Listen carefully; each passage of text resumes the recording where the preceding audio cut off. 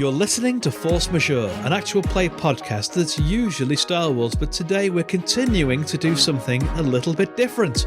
And what that is the Mecha Hack by Absolute Tabletop, a game of giant robots punching giant robots and giant monsters. There have not yet been any giant robots punching giant monsters. That will come in a later one. I'm sorry, that's just the way we're doing this. But there has been giant robots punching giant robots, and there's going to be even more of that to come. Because I know what you like, and what that is me hitting people with giant robots. But who am I hitting with giant robots? Well, some lovely people with giant robots of their own. And they're going to tell you who they are, who they're playing, and a little bit about their giant robots, starting with Chris. This time you're in my top corner. Excellent. Hey, I'm Chris, or Blamecat over on the Nightcast Discord. I go by he, him. I'm playing Ruhk. He's also he, him. He is a vet of the Neo-Dominion side that had defected over to the Terrans. He is currently in a very large mech that is very knightish with engravings, has a big shield. It's green with gold trim, and he's looking to definitely get rid of the opposition so we can get this job done and get out. I'm Sammy, pronouns are she, they, and I'm playing Faye, pronouns are they, them. They are a bionic from the Aeonic Primacy who's defected to the Terrans, and they are piloting Barricade, which is a very Beetle-like looking mech with a iridescent white and silver shell, but the arms are very clearly of Terran make. And now there's another very obviously Terran patch somewhere on their shell. I am Riley, he, they. I am playing Lucas, he, him, who is an engineer. Lucas is piloting Razor, a gigantic werewolf-shaped kaiju with gray skin and blood-red fur and little bits and pieces of all sorts of different colors of metal just like welded onto it and attached to it in different places. And it's holding a big ol' axe, because it's a lumberjack werewolf. The best kind of werewolf. I am ACJ. I use he, they pronouns. I am playing Nox, who uses she, they pronouns, and she pilots Aerolide Void, also known as AV, a Colossus chassis cobbled together by construction equipment with really cool earth mover feet and really cool cranes that can grapple things. Where we last left our heroes, they had successfully been smuggled themselves behind enemy lines on a vast cargo ship. They had reclaimed their mecha, dropped out of the cargo ship, behind enemy lines even further, taken out a patrolling and emplaced force of Aeonic Primacy mecha, and destroyed one of the jamming towers that was blocking off all communications to Valkyrie, their comptroller back at Terran Dominion Command. Currently hiding in the system, far away from the scanners, but waiting along with the rest of the Terran fleet to swoop in and attack when the final obstacle has been dealt with. That obstacle being a vast energy shield protecting a supply depot.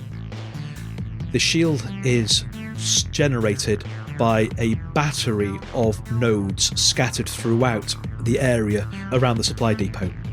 But like a stack of dominoes, if you topple one, the whole thing comes down. Which is good, because otherwise it would be A, an insurmountable task for our beleaguered heroes, and B, far longer than the time we're able to have to tell this story.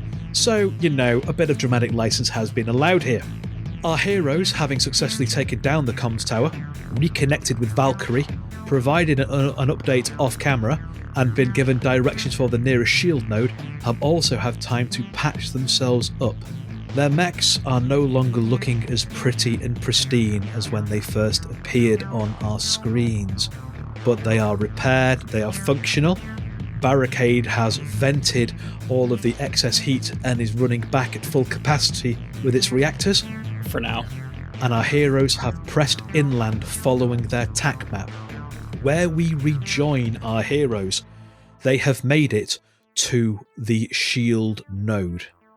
This shield node is a gigantic hexagonal bunker of futuristic metals and ceramics and concrete and all that sort of stuff that in 40k terms are called things like plasticrete, and so in this world are called things like plasticrete because it works. I only have so much brain for creating stuff, and I'm currently doing it with, finding massive robots. Outside of the shield node, there are a ring of further smaller hexagonal bunkers, each one topped by a stationary sentry turret gun, covering overlapping arcs of fire. Heroes, you will notice that in this map, the shield node is in the top corner and there's only a rough bracket of turrets. That is because that's the angle you'll be coming from, and there was no point drawing ones on the far side because they're not going to be a threat to you, they can't rotate back far enough. Okay. As well as these turrets with overlapping fields of fire, you can see two further currently visible Aeonic Primacy mecha of a similar variety to the ones that you fought previously. They are humanoid and graceful but weirdly disproportionate. They are carrying shields full of peculiar angled nodes, and their right hands are a mighty, almost Hellboy-esque right hand of doom, chunky power fist, surrounded by the barrels of multiple repeating submachine guns fed by hoppers. However, there is yet another new threat. Walking patrol is a 10-legged, very arachnoid spider tank, as well as a brace of lasers where the mandibles would be and pedipalps would be on a spider. There is also, across its back, a huge cannon, bigger even than the beam cannons carried by some of the party. This thing is designed to mess up somebody's day and keep it messed up for a long period of time. It is currently walking patrol as our heroes crawl and scoot into cover in the very southeast corner down from this. So, the Mech Walker, which is the spider tank, is a higher challenge rating than you. It is hit dice 2, and what that means is, when you're rolling to attack or defend, you need to add 1 to whatever you roll to represent the fact it's effectively a higher level than you. Operation Dogpile. Yeah, that's going to be rough. Turret 1, which is the southernmost of the turrets, from where you currently are, cannot get you in its range of fire. You're looking at roughly 90-degree arcs of fire down from the central point. Turret 4, which is in the easternmost of the clock face, effectively at 3 o'clock, also cannot currently target you from where you are. Turrets 2 and 3, and the mechs and the mech walker, however, can. We're not going to go into initiatives immediately, although it is clear that these things are on high alert, for one simple reason. Now that you have taken down their jamming tower, it means that Valkyrie can counter jam on your behalf. Until you do something to draw attention to yourself, you are currently hidden from their sensors. And this being the Aeonic Primacy and their over-reliance on technology and computer cores, there's no human operator to see you with their eyes. Their cameras, their sensors, their radars, all currently just think you're simple drifting tumbleweed. Until you do something to disabuse it of that notion. I would like to point out it's a perfectly normal amount of reliance on technology. Razor disagrees. You are currently in position behind this cover. Again, this place was... It looked like it was a farm complex. So the main bunker that they have then taken over and fortified was effectively a big grain storage silo that has since been reinforced out. And the cover and the ruined buildings around are again wrecked. Farmhouses, barns, warehouses. I imagine piles of farming equipment that have been dragged out and dumped as well. They rolled in and scorched earth this place a little bit. So at the present, you are hidden in cover from them. Players, what do you do? Is there any chance we could have scavenged the sniper rifles from the mechs we faced earlier? Yep, you can. There were 2... Well, you can from the one that Razor disagreed with. Razor disagreed with them both. I think you can from the one that was on top of the building, because that just got lumberjacked. The other one, however, they've got more beamed into a fine mist. I think its armaments were... Razor disagreed with both of them. Yeah. So I think you could have one of those sniper rifles, and how they work is if you're attacking someone at distant range, or far range, you get an extra D4 damage if you successfully hit. It is good for 5 more shots. Well, that's 5 shots.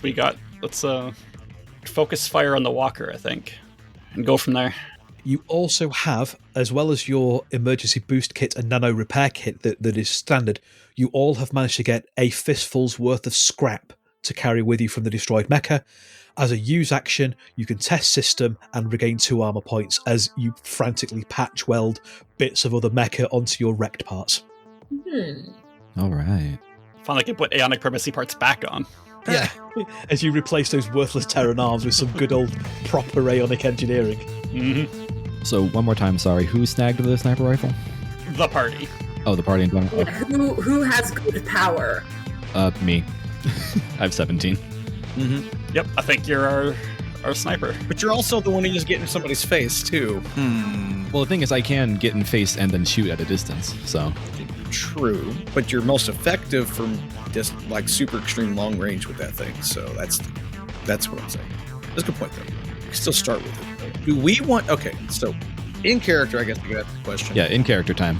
All right, what's the plan? Well, we got the spider over there. The spider obviously is the biggest threat at the moment. However, if we come in at the vector we're at currently, we're going to leave ourselves open to multiple arcs of attack from everything else. And as we know, Swiss cheese is not a good thing for our armor. So do we want to move to the south and try to come in that way and negate some of those arcs of attack? Or what are you thinking? I have 2 questions. One question and a statement. What's cheese? It is a wonderful, delicious delicacy that I have very often that's made with milk. Strange. The statement is, I agree. Let's move cover and attack from a safer vantage point. Yeah. GM, how, if I wanted to hack into one of these guys, because they're just robots, or AIs really, how close would I have to be to override its system? You would need to be near. That's the range of your broadcastable, so not quite in melee, but a little bit closer than you are now. So at least that first range band, this one here, right? Yeah.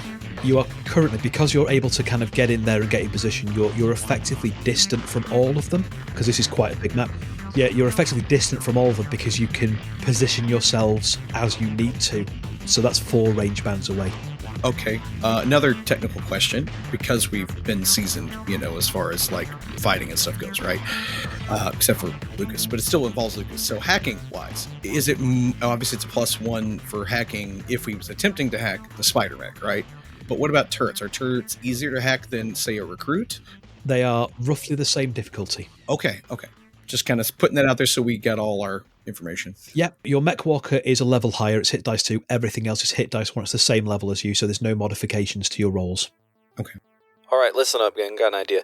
Evantile go south, distract the walker, enter barricade mode. Somebody takes pot shots at those little guys around the outside from distance, try to knock them out in one hit.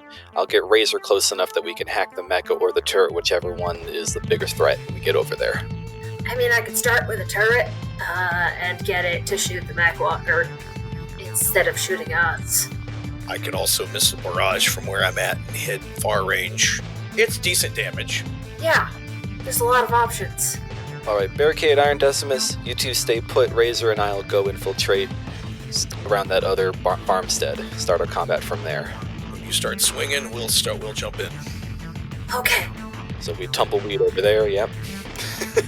Kid, you good? Yeah, just voice cracking. It's alright. It's all good. No, you've done great. You've done great. This is definitely gonna make sure that they take you off of the greenhorn level of things. I'll make sure of it. Let's just survive it and get back, okay? Uh-huh. Yeah, I know, buddy. Let's do this. In terms of arcs of fire, from the angle that you're coming at, Arrowlight, Void and Razor, turrets 1 and 2, you're in their arcs of fire, because they can fire south. You are out of range of 3 and 4 from where you are. You're distant from Recruit 2, so it's not going to be able to get anywhere near you. Recruit 1 can charge over, and you are currently far from Mech Walker 1. So we should be messing with the turret 2 and maybe Recruit 1, since they're going to be the ones closest to respond, since we probably can't get turret 1 way over there. Just thinking out loud. Great idea, Ruhk. Yeah, exactly. I said that in my voice, exactly. Yeah, your focus probably wants to be like this area-ish. All right, we sync our comm links and our computers, and do we get to start out of initiative and run in there? Yeah. Sweet. Effectively, you all get to do your full 2 actions before we then roll initiative because you've got the drop on them. Nice. All right, kid, this is the first time in this situation. We're going to get you over there, and you're going to get into whichever one you think you can do faster. I'll take the hits. You stay behind me. Okay. Let's go. Aralide runs in, closing that distance, and immediately enters barricade mode. Use my use, hit my buttons, do my things. Yes, please. Oh, thank the maker. Rolled a 16 on 17. Whoa. Oh, Close. that's rough. So again, since it's the first time this episode, what does it look like as the Void enters garrison mode? So the the plates that had been open before interlock across their chests and over their face, and they just kind of seem to move up in size, but they're still the same size essentially. But they're still bigger than everything else out here, except maybe the mech walker is challenging their girth. Yeah, the Mech Walker is probably the closest thing to your size. It is big. And I kind of wave at it as I turn into barricade mode as I hunker in. Give it a little nod. What's up? As you kind of run in and load up, across your TAC comms, you suddenly see the pings as these enemy mecha and defenses suddenly start to realise that you're there. But you still all have your initiative turns, but yeah, they are starting to realise that they are not alone out here. All right. Get those shots off when you can, gang. Who wants to go next? I think it's Razor's turn. So Razor's gonna come up, hide behind Aralide, and is going to attempt to hack the Mech Walker. Okay, roll me a systems test, please, and add 1 to whatever you roll to reflect it's a higher level than you. That is a 12, add 1 to 13, which is still under my systems, which is 17. Okay, you punch through the defensive firewalls on this Mech Walker. It's still cycling up into threat mode, and you just manage to basically ride that signal in there as it detects you and take over its systems. So what this now allows you to do, as a use action on each of your turns, you can basically sacrifice your use action to have a move and attack action as the Mech Walker. Amazing. A la, I think, how Pathfinder does it with Animal Companions. Yeah, you sacrifice one of your 2 actions to gain 2 actions as the Mech Walker, which is very limited in what it can do. It can move, it has its close-up machine guns, and then it has its thunder cannon. Thunder cannon. Now, after it fires its thunder cannon, it has to see whether or not it Obliterated its target? can reuse. Yeah, and to roll to see if it gets to use it again, basically, because it takes so much power. But it does have this massive cannon on its back that is now under your control, Lucas. Nice. When I am controlling it to use its stuff, what will I be rolling? Like, its power? No, your system. I'll be rolling my system. Okay, cool. Because rather than your power, which is your attack within your mech and it's how synced you are, what you're actually doing is hacking into its targeting systems and using that. So that's how that's working. Amazing. I think Lucas is inside the pilot seat and is just typing away, and then the Mech Walker rises up. It starts to light up, pointing right at Aralide Void, and then it spins around and it's the other direction. Faye, look at that. The kid's better at hacking systems than you are. The other caveat I will say is that you can only have one controlled enemy system at any point in time, so you can't Understandable. bounce hack from there to take over the turrets as well without losing control of the Mech Walker, just because otherwise it gets... That would be way too powerful. Sammy, Chris, you two get a turn as well as things are kicking off. Yeah, you have seen the Mech Walker rise up and you've heard the triumph over the comms. Yes, and this is why Razor and I are friends. I think that's our unorthodox cue to do our thing. You got a shot? What are you gonna hit? I have a plan that is a very stupid plan, but you should take the shot first to facilitate my plan. Trust me, it's a great plan. It's never a great plan. It's just an effective plan. Same. That's fair. Yeah, as long as we get through this, that's all that matters. It's not about being pristine and perfect. Usually. It'll be fine. Okay. So Iron Decimus hunkered down with barricade behind this rubble of some sort that's there, that's kind of, enough to keep us prone and protected, is going to stand up and, the missile carriage things pop up on his shoulders like shoulder pads, and he starts getting target lock and opens fire. It's going to open. We'll open fire first. I'll do the test, and we'll see from there the damage, and I'll distribute it out accordingly. If he's got enough, we'll see what happens. So I need to roll a power test, which is get less than a 16, and I got a 6, so that connects. And I'll roll the 4d4 of damage. It's a lot of 4s. It is. Just want to get all 4s. It'd be great. Please. There are no 4s, but there is, let's see, that's 6, 7, 8, 9, 10 even damage. Okay. So for transparency's sake, the turrets have 8 hit points each to represent the fact that they're basically in a reinforced position. Mm-hmm. The recruits have 4 hit points each. The mech walker has 14. Wow. Okay, well, I'm focusing on the turret and the recruit 1. So turret 2 and recruit 1. So turret 2, I'm going to obliterate with as many as I need, which is 8. Mm-hmm. So the rockets zip out, just fire off these little spirally, kind of pattern, kind of like if you've ever played Overwatch. You've got Pharah where she unleashes all her rockets. It's that kind of thing. So the rockets just fly out there, obliterate that turret, and then the other ones veer off and hit recruit 2 before he can even react. And now I have to roll my reactor die to react, which is a d8.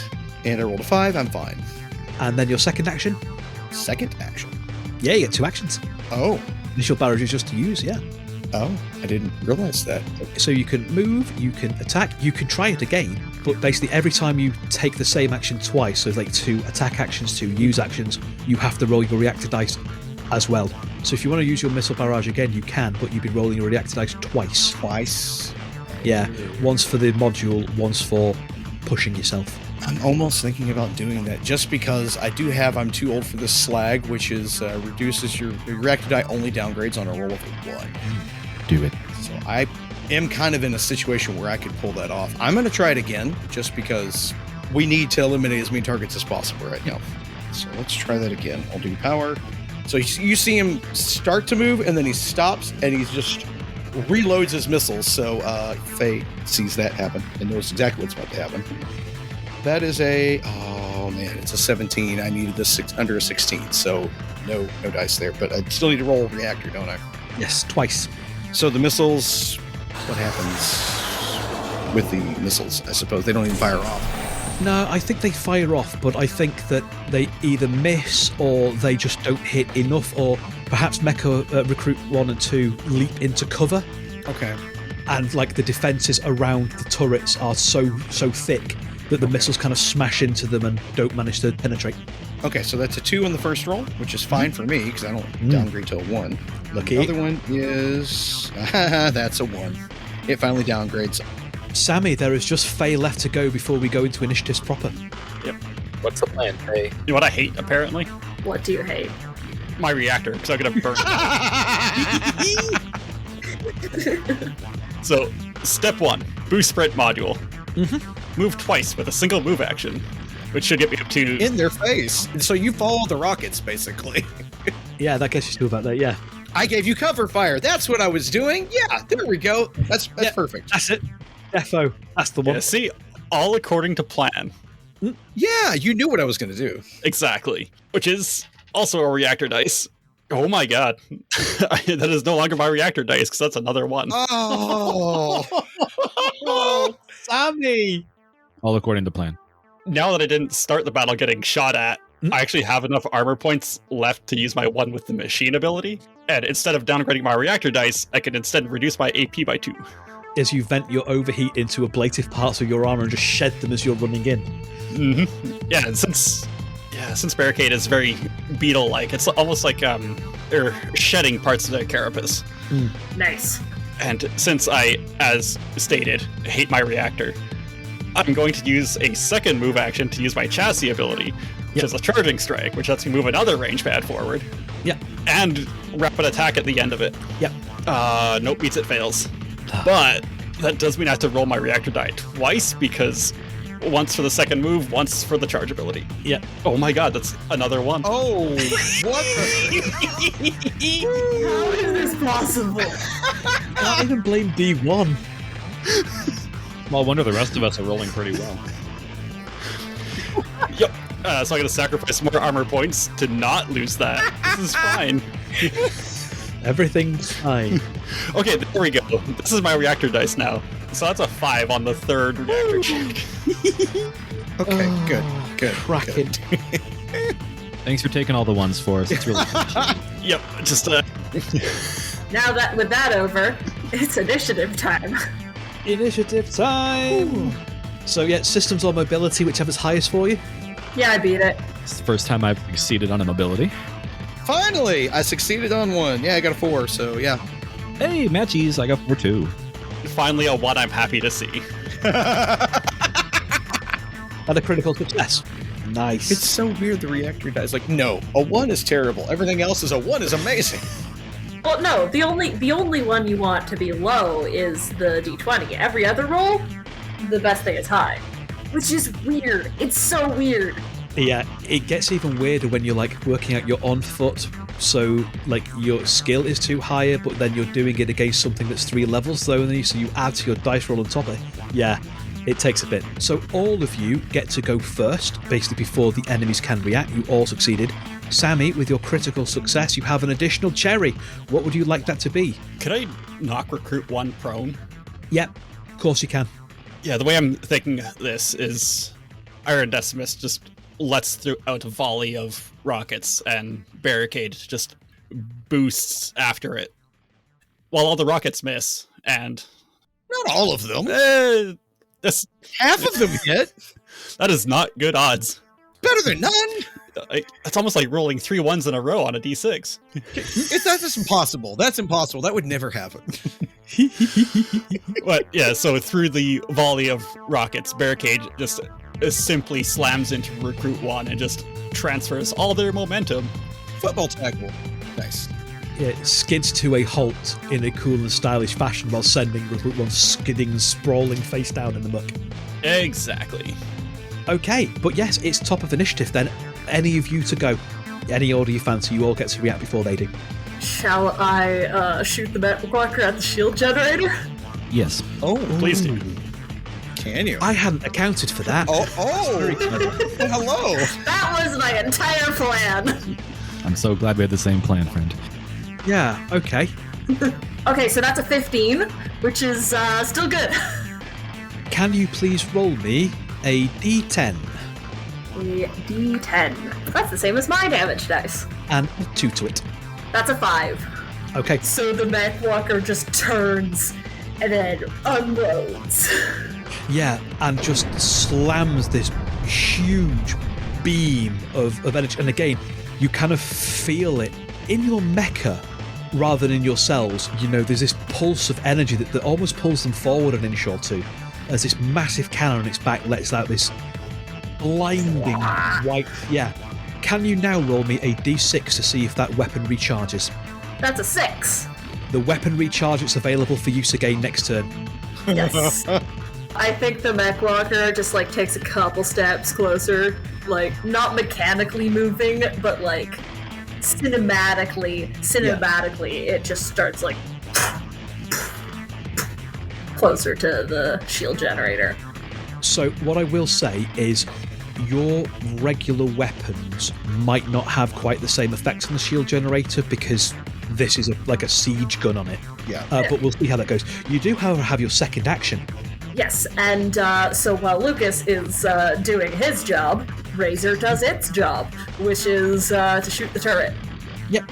Which turret are you shooting? Turret number 1, the one that's kind of... Yeah. Yeah. The other one that can shoot you guys from where you are at the moment. Yeah. Yeah! Which is my beam cannon. I need to get below my power, so I add 2. I add 2 to a natural 1. Okay, that's going to take that turret out because I know how, because it's double damage. What does that look like? What do you want your cherry to be for your crit?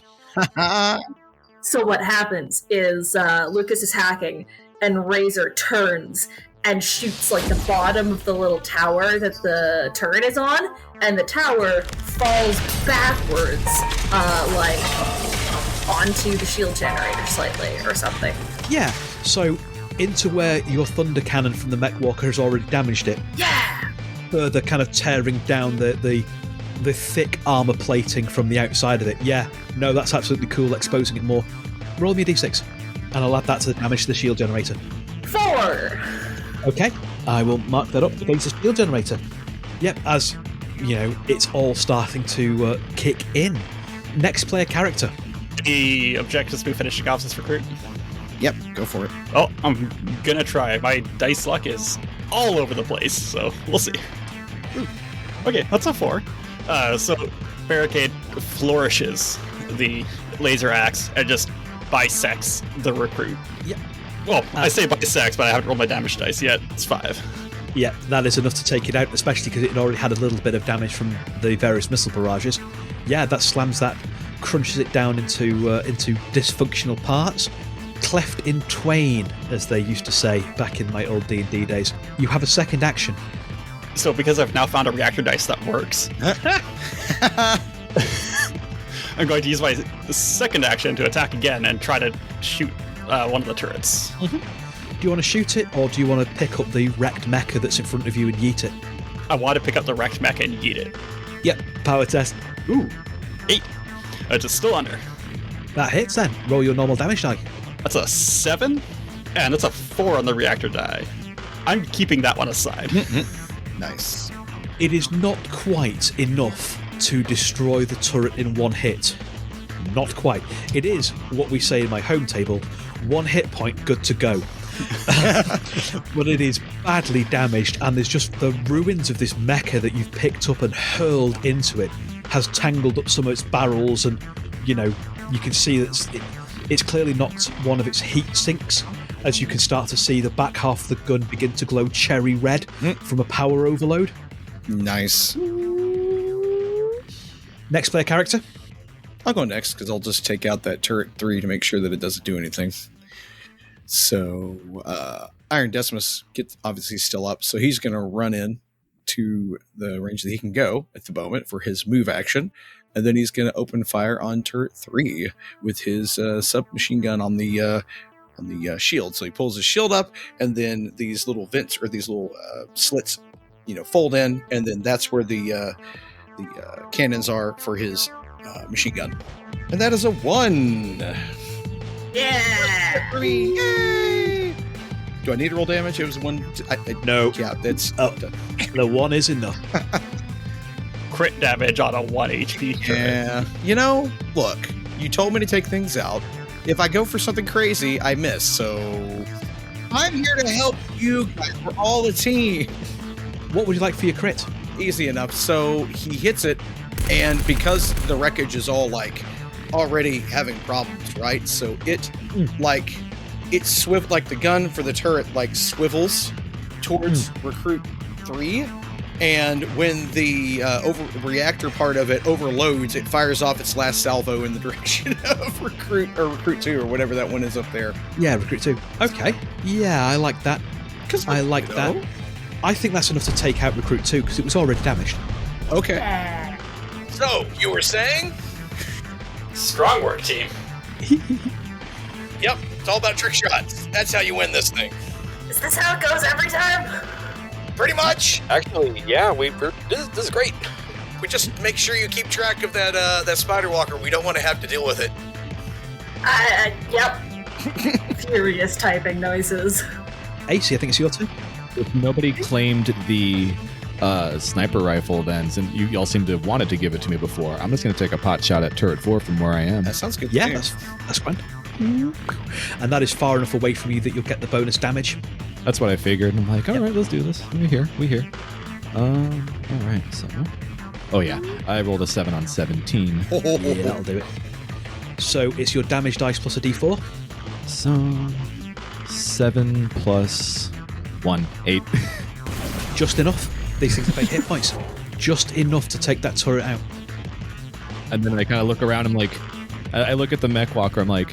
As long as this thing don't turn around on us, I guess we're doing just fine then. Yep. We just got to timer on that thing and take it down before they react. Last thing we want is reinforcements. You can see in the distance another patrol charging towards you. They are closing quickly. There is another spider tank and 4 further Aeonic Primacy mecha in its vanguard, and they are rushing towards you. Target-rich environment. You have, however, a little bit of time before they get here. Lucas, can you set that thing to overload and just have it take out the rest of it? That kind of ammo on that thing, that would make a sizable impact. Can I? Okay, what I'm going to want is I would want from you a systems test. I will give it advantage because you have a little bit of time, but also I kind of feel that the rest of the fire team, as well as keeping an eye on what's coming, are able to divert some of their reactor power. Effectively, you all plug your reactors into this thunder cannon and start overcharging it. We Voltron this thing. Yeah. Yep. Make me a systems test at advantage, please. Okay. Yeah, so the mech walker starts like lumbering towards the thing and like goes into a little crack. And one of them is a 6, so we're good. Nice. The other one is a 12, so we'd be good either way. Okay. Describe to me what it looks like as you take out the shield generator. Okay. Lucas kind of calls to the rest of the team and is like, alright everyone, back up! This thing is gonna blow! And the mech walker crawls into the hole in the shield generator that it created earlier, that the tower toppling widened slightly, and it goes right in there. And then it starts to glow with like some sort of like, I don't know, techno magic energy, and it glows, and you can hear the reactor spooling up and up and up and up. And then it's just a real big bang. There is a second where everything goes silent.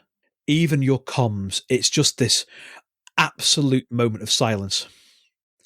And then high overhead, the shield dome pops audibly. And suddenly you can hear again.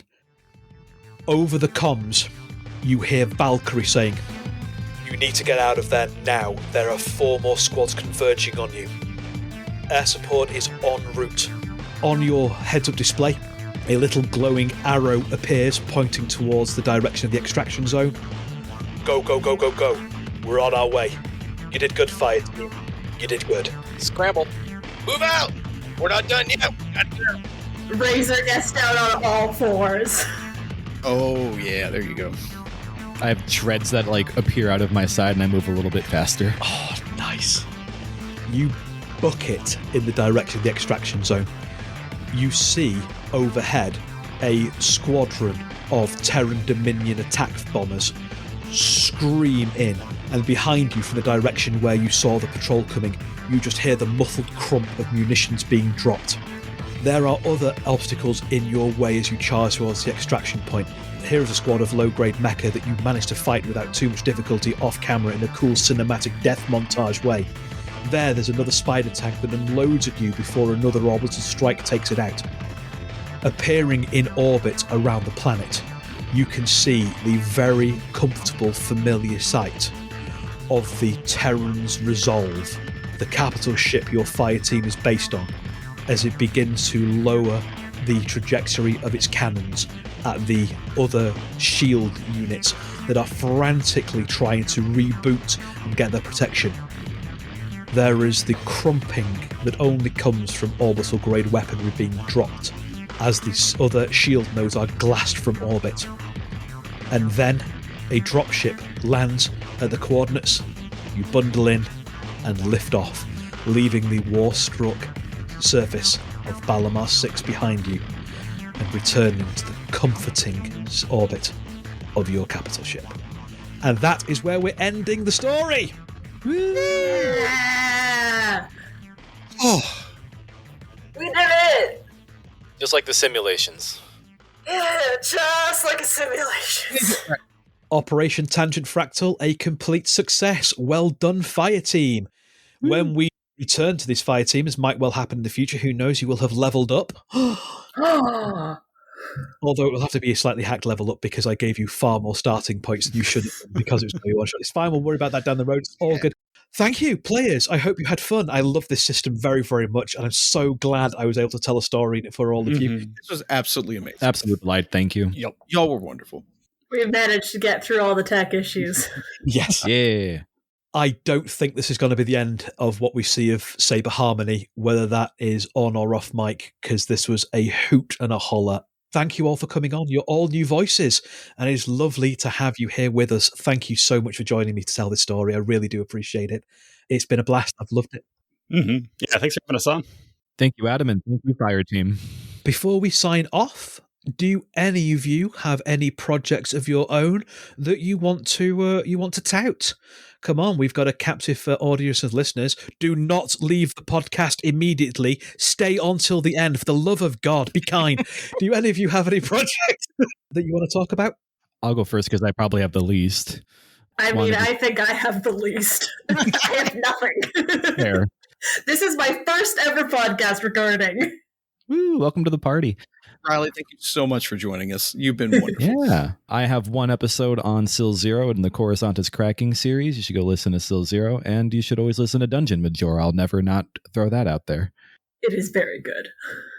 And I guess for my side of things, again, I'm Blame Cat. I am currently on the Foxglove Letters playing Luther Lockwood, and alongside of other familiar voices like AJ as Pinwise Pickleson, Mark as James, I can't remember his last name, and then Kay as Ivy.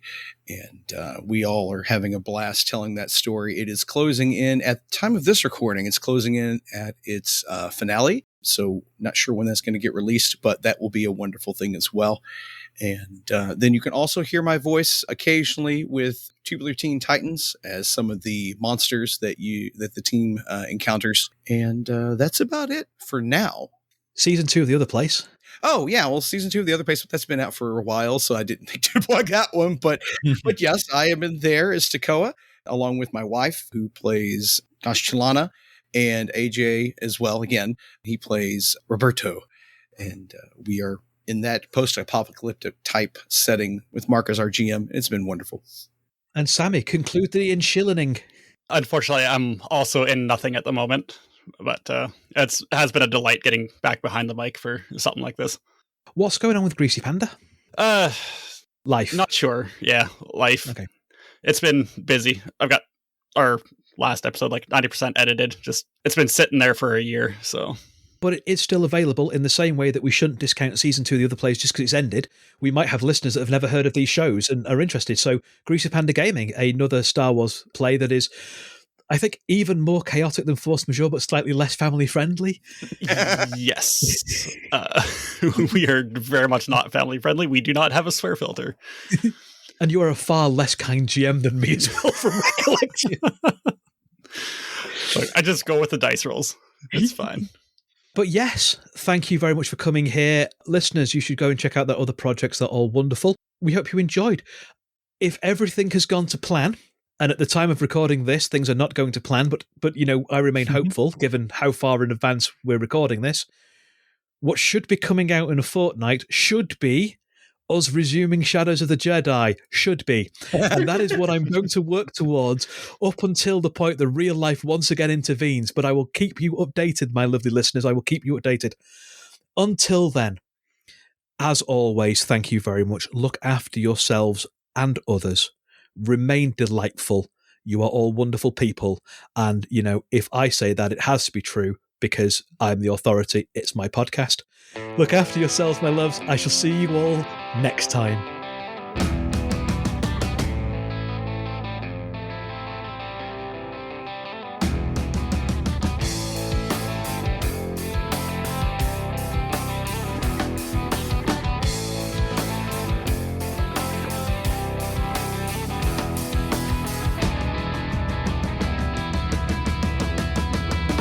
Force Majeure is played using the Star Wars Force and Destiny game system by Edge Studios.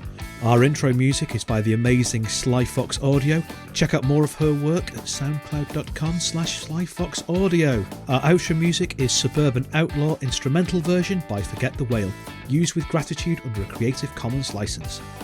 Many of the sound effects and soundscapes are created using Sirenscape, because epic games need epic sounds.